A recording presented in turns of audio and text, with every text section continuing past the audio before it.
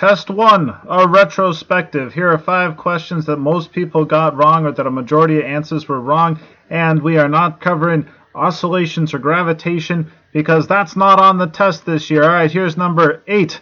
The maximum speed of a mass released from rest at point R equals A is equal to, well, we're looking at this and we notice that we are converting gravitational potential energy into kinetic energy. That's fun to do, but how much gravitational potential are we losing? 4 UI. See, you go from 3 to -1, so you're losing 4 U1.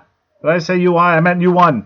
And a lot of people gave an answer of D. The correct answer is E. If you work out the math there, the velocity goes to square root of 8 U1 over M. A lot of people answered D. Looks like they were using 3 U1 instead of 4 U1. Next question, number 22. A simple pendulum makes an angle of theta with the vertical. It's released from rest. The work done by the tension force as the object moves to its lowest point. You might be thinking to yourself, well, we have a change in kinetic energy, so we should have some work done because work is equal to change in kinetic energy. That might be true, but work is equal to Fx delta x, and we have perpendicular. The force is perpendicular to the displacement, so we have no work done by the tension force. How can that be, you ask? How can it be that we have no work done by the tension force? Well, there's work done by gravity.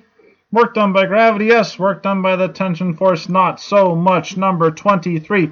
And we're sticking with work and rotation. We have 2 rotation questions coming up, but that's what people missed.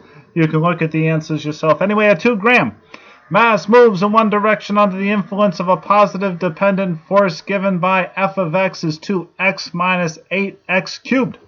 The work done by this force as the object moves from x equals 2 to x equals 1 meter is closest to, well, the equation there is work is equal to the integral of f dr. This is our chance to use the power rule. We remember the power rule. There it is for differentiation. We're integrating here, so let's get to it.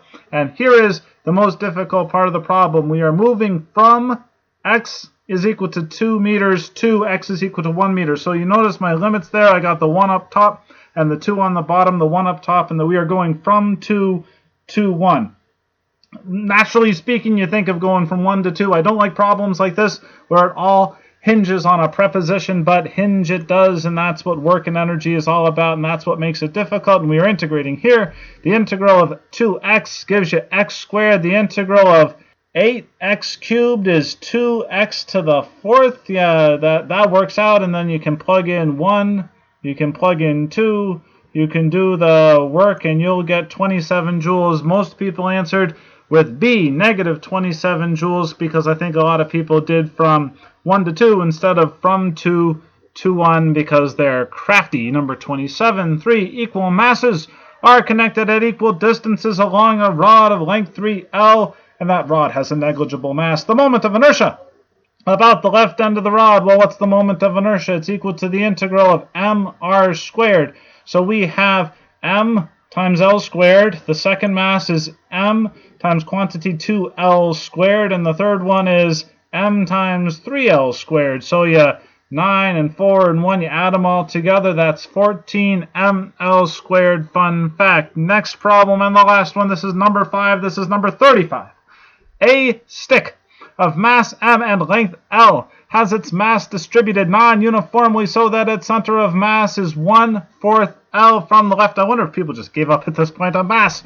M is attached to the left side of the stick. What mass, big M, must be attached to the right end of the stick so that the system will not rotate if it is pivoted about its geometrical center? Goodness, torque is equal to RF perpendicular. And we have torque. The counterclockwise torques balance the clockwise torques here. So we have M times L over 2.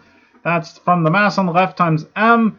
L over 4, that's the center of mass of the object. The mass of the object itself is equal to capital M, L over 2. And do the math, and we'll see you next week.